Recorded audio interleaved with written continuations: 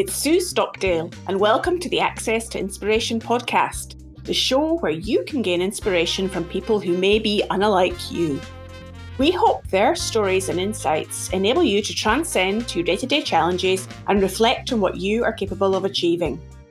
Today, as we continue the theme of 21st century changemakers in this series, I'm going to be exploring how the medium of sound, the skill of listening, and the practice of paying attention to others are three ways that can facilitate change.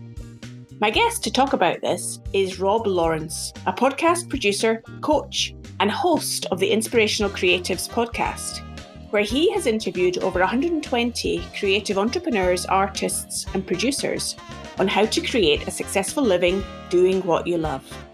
His podcast has had over 130,000 downloads in 2020 and continues to go from strength to strength. Welcome to the podcast, Rob. Thanks, Sue. Thanks for having me on the show.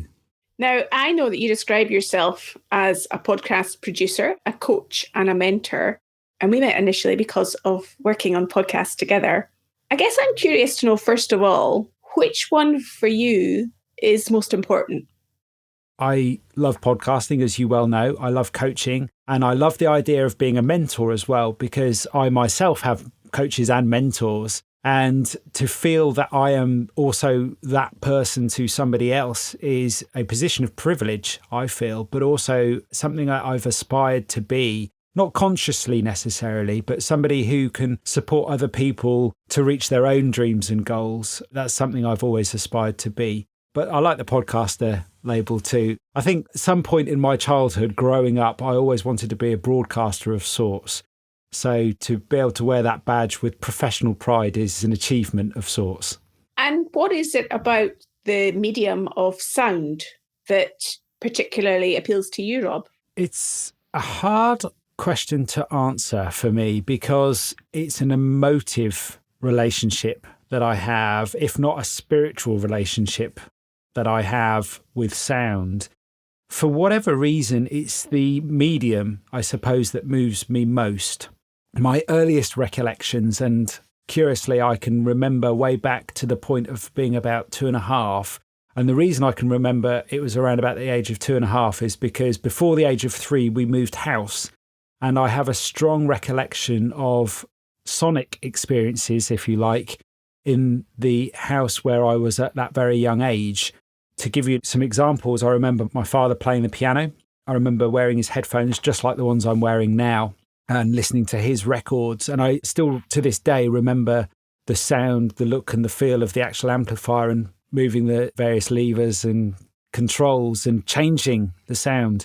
What I also remember about that very early experience, and this hasn't changed for me, is the way that when those levers and those knobs get moved around and pushed, how it changes how I feel. So whatever it is I'm listening to, I am having an emotional experience of sorts.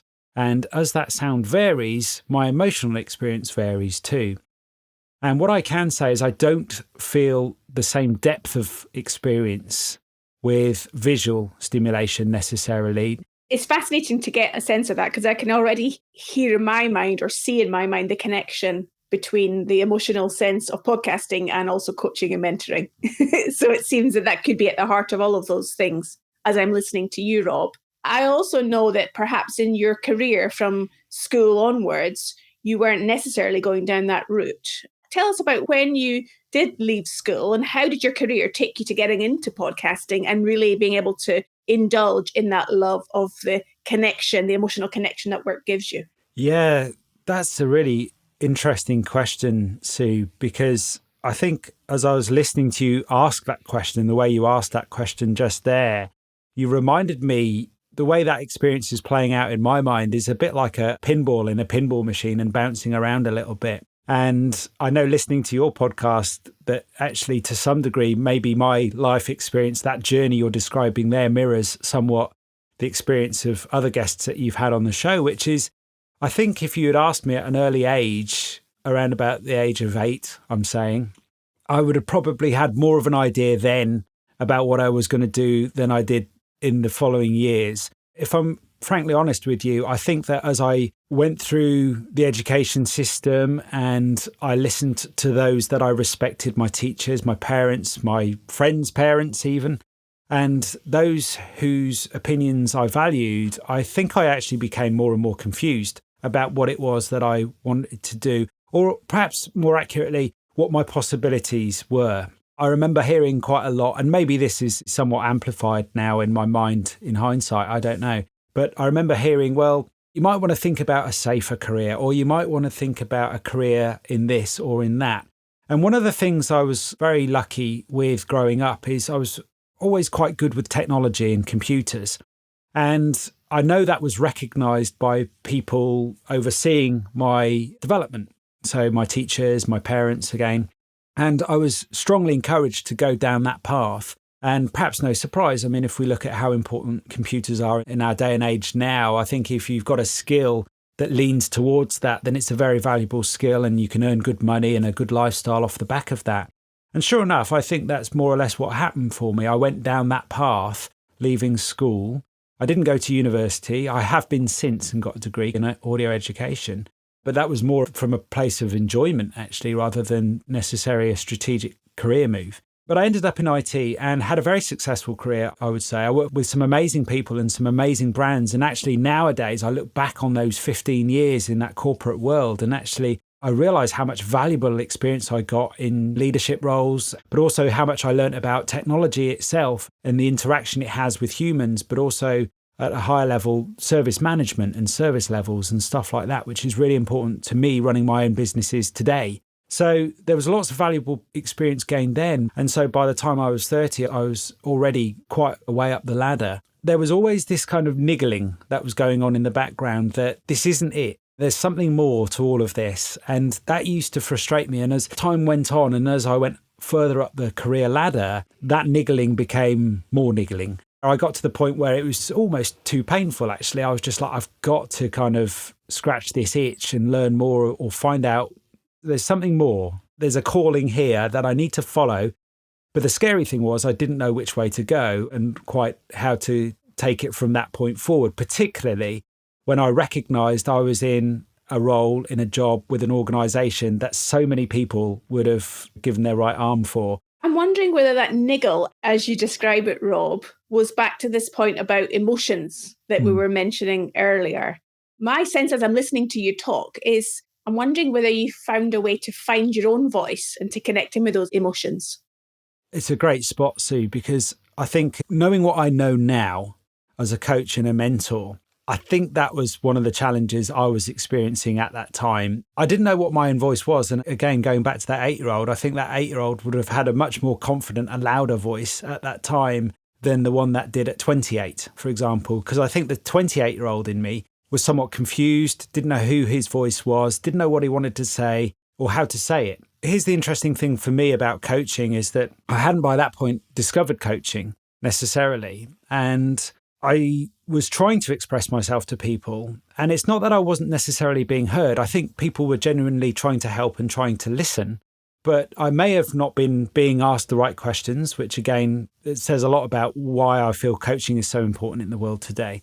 I'm not sure if I was being asked the right questions at the time. It's hard to say now because it's all a bit blurry, but I didn't perhaps know what the right questions were to ask myself. So it was definitely somebody who was a bit confused about his own voice and message, and at so many different levels, in so many different ways. It was a bit of a tricky place to be and a tricky place to know where to start. But what I did know, and I think this is perhaps a starting point for many, what I did know is that actually not knowing what it is can tell you a lot about what it is. So it's a case of starting with, okay, so it's not all of these things. So what does that leave me with? And then kind of exploring those things to take it to the next step. And did a coach play a role in your changing from the technology career into podcasting? Or what was the pivotal moment, if there was one, that made you then change what you were doing?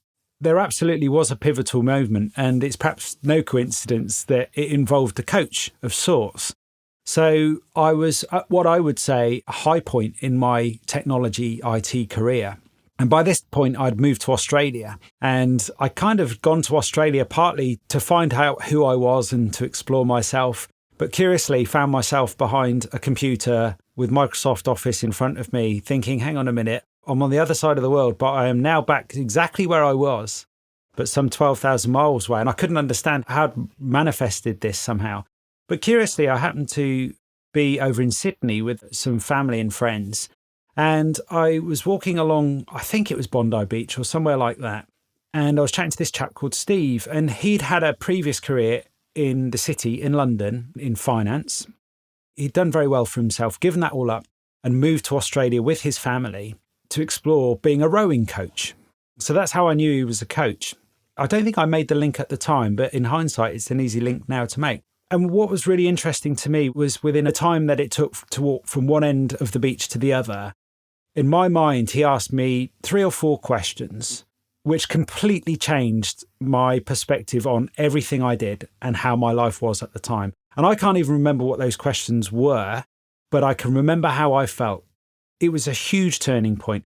Now, I've had many turning points personally and professionally. So many, we all have. But this was one that was right at the centre of all of them for me at that point in, I think it was 2006. And it blew my mind, actually, because I knew that from that point onwards, my life wasn't going to be the same again. But I also knew that I wanted to be able to do what he just did with me. And I wanted to find out what it was and what he knew, what his secret sauce was, whatever it is, I wanted to learn that skill.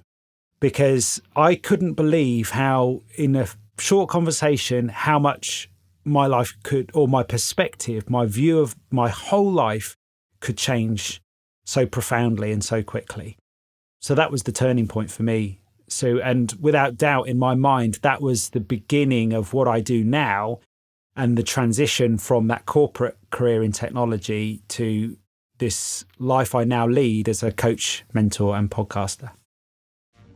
Hi, and if you're enjoying this episode, you might also want to delve into our back catalogue to hear more episodes. In episode 32, I spoke to another podcaster, Joni Deutsch, about why silence is just as important as sound. And in episode 5, Celia Garland explains how she used curiosity to create her ideal career. There are more than 40 episodes now, all with transcriptions, so hop on over to accesstoinspiration.org and take a look. So it sounds like it was such a profound experience for you, going along that beach, having that conversation, being asked those questions, and you wanted to learn those skills.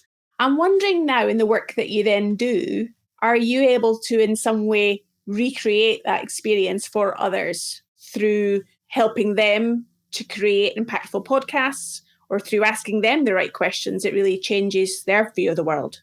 I hope so, is the answer. And it's one of those things that I endeavour to do and will endeavour to do for the rest of my life. My measure isn't so much, am I doing that all the time? The measure for me is, am I doing something that has the potential to create that opportunity for something in some shape or form, in some way, big or small? Is what I'm doing today going to lead to the potential of somebody being able to have a life-changing conversation?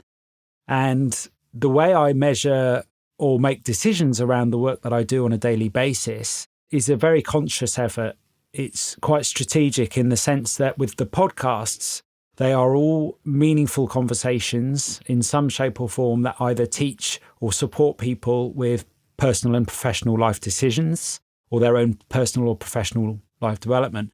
And I love the ripple effect of podcasts. It's instant, it's global, it's growing. And I can't imagine the potential for people having that possibility, that opportunity that I had through a podcast is very real. But it's exponential in terms of the reach and the leverage that you can get through digital media. So I know that my work in that field has that potential. But I also know as a coach and as a mentor, and I'm very lucky to have wonderful clients, and they reaffirm to me regularly the shifts and changes that they themselves are having. And just to be part of that experience for me is reassuring enough to know that I'm doing meaningful work in the world. I can see how all of these experiences are connected to what's important for you, Rob. I wonder if we could almost just turn our attention to the future. And one of the questions I know I often ask in a coaching capacity for people is, if you were looking at the end of your life and thinking, what was the difference that I'd made? What was the legacy I'd like to have left the world? And bearing in mind that our theme for this series is 21st century change makers, I'm wondering what sense of change you want to have influenced by the time that you're a little bit older and grayer and wiser. Yeah, that's a great question. And I think about this stuff often, usually when I'm out having a walk in nature somewhere. I'll start to think at this sort of level and wonder about what it is that I'm doing and what I'd like to do. And as you asked me, when I'm looking back on my life, actually with nobody present, I think that's a nice way to sometimes think about it, because what would I be satisfied, rather than trying to please somebody else in terms of what I've done, what would I feel satisfied with? And I think the kind of answers and conclusions that I often arrive at are to at least made a positive difference. So in order to make a positive difference, I think we have to think more consciously about everything that we do.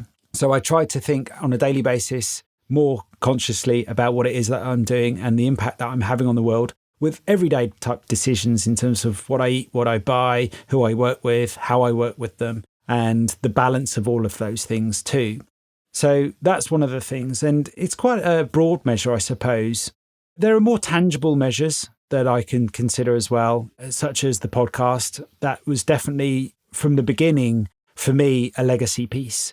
One of the exciting things for me about recorded audio, particularly digital recorded audio, is the potential for it to still be around in 200 years' time. And I love the idea that I can record conversations with you, with others, and people can listen to those conversations, let's hope in 50, 100 years' time, and get a sense of the time we're living in, but also the conversations that we're having. And I like to think that most of the content on my own podcast series is of a timeless quality. So strategically, again, quite consciously, when I'm planning that series and the interviews that I have with people, I try to make sure that we talk about not necessarily fundamental truths, but perhaps some fundamentals that are timeless to all of us, because I think we've all got very unique and interesting experiences. And I don't think that really changes across time and space. So to be able to have those types of conversations, for me, is a really nice feeling from a legacy point of view. Hopefully, I've been a good husband, a good father too. And they are my other measures of success as well. So I'm constantly checking in with my own family to make sure that I'm meeting expectations at the very least. And let's hope creating more positive change in the world. I can really hear a sense of connectedness. That ripple effect is not only for your clients, it's for the world, it's for your family as well, and that you really want to be making a difference. So I hope that our listener today is getting a sense that podcasting can be a conduit towards that ripple effect and changing people's lives. We don't have to be doing enormous, groundbreaking, world-leading changes. We can be doing smaller things that are going to still make a ripple effect and a difference in the world in a very different way. I don't know if that's the sense that you get from what you're hearing or what you're talking about today, Rob. Absolutely. I think you've made the point really well there, Sue, which is when I think about my own personal measure for success, it's to make sure that I am doing something that I am enjoying, of course, but also is having a positive impact on somebody somehow. And I think that's easier for me to measure than the actual impact itself.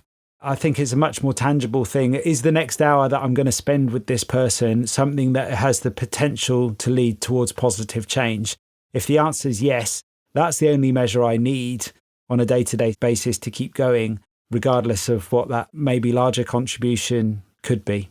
Now, I know that we all sometimes get jaded, and that's why the role of inspiration is so important. I'm wondering who or what inspires you when maybe you're having one of those down days and not feeling a little bit as motivated as normal.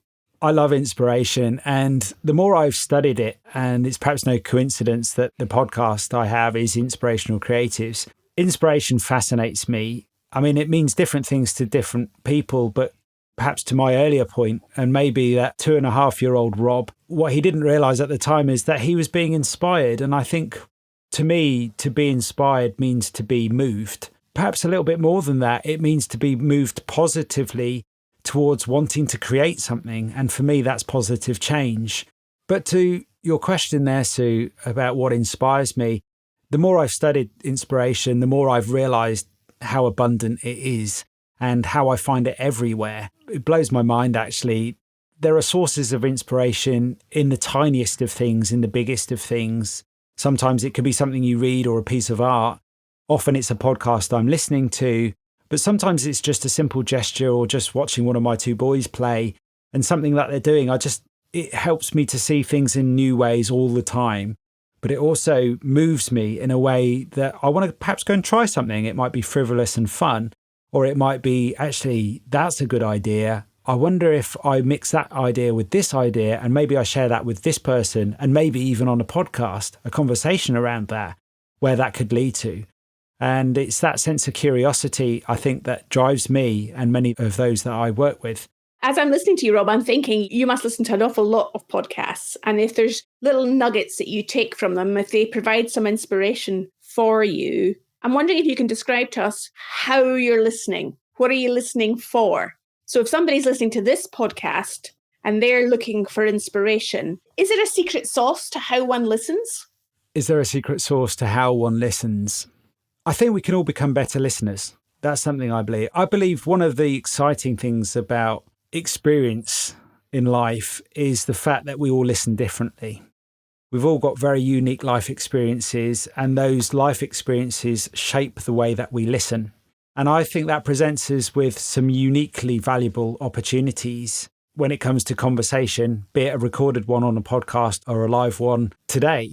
The way that we listen tells us a lot about ourselves and our life experiences indeed. But I would also say that we can all become better listeners too. One of the listening experiences we often overlook, and this perhaps comes back to one of your earlier reflections and questions, Sue, is that it's really important we listen to ourselves and what we think. We all deserve the opportunity for our own voices to be heard, but not just by somebody else, but by ourselves too. And I think it's important, that reflection time and offering ourselves that reflection time to hear ourselves. And I think one of the fascinating things for me about creating a podcast, and I didn't realize this at the time of creating it, was that you get to hear your own thinking.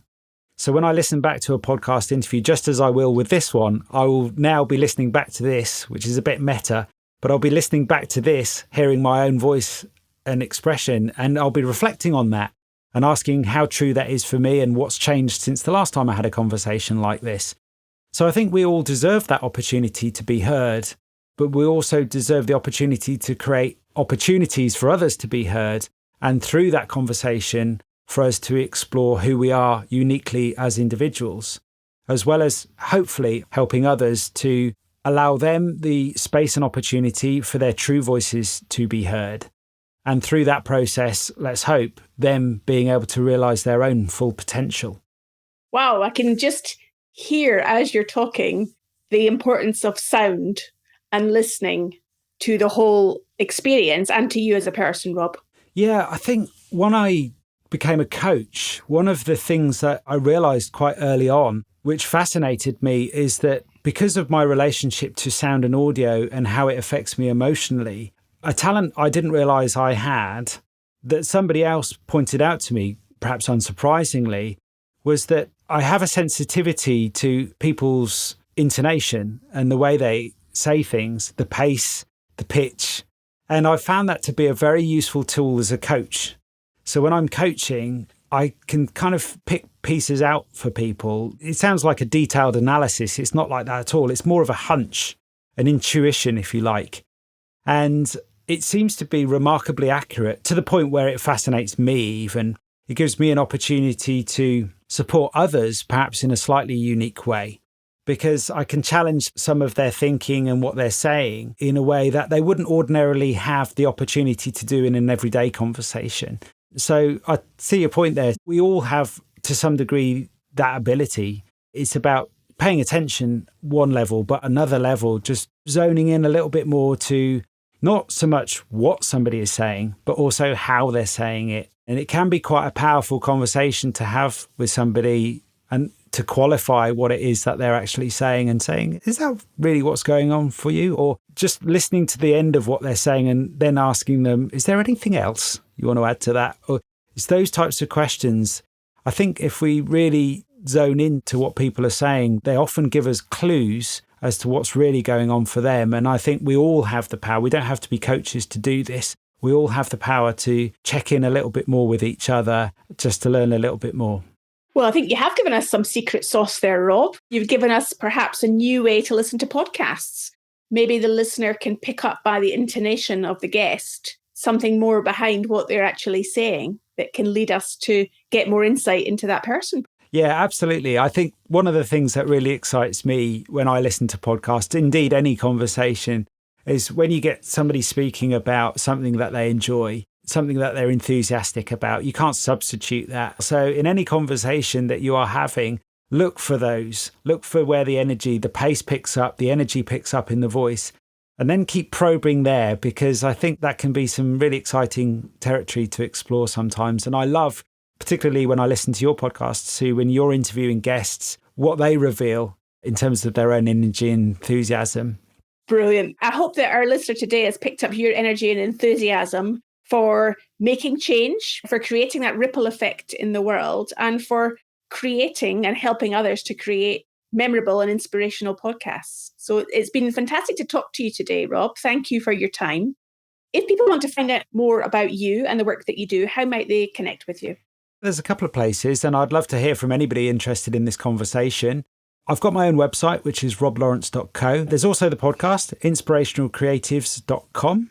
And people can find me on LinkedIn. Just have a look for Rob Lawrence, or Rob is Listening, curiously, is my little tag on there. Fantastic. Well, I'm sure that you've inspired them to take some action today and maybe hop on over to social media and connect with you there. Thanks again for your time today, Rob. It's been wonderful to get behind the voice that does the podcast, Inspirational Creatives, and to hear more about you and what really drives you and inspires you. Thank you. Thank you so much, Sue. Thanks for listening today. I hope you will agree with Rob that taking time to listen to others is something that we could all get better at. Next week, I will be talking to Dr. Leanne Armitage, who will explain how an early childhood experience inspired her to become a doctor and how she has gone on to create a charity that offers medical outreach programs to students from underrepresented backgrounds. I look forward to connecting with you then.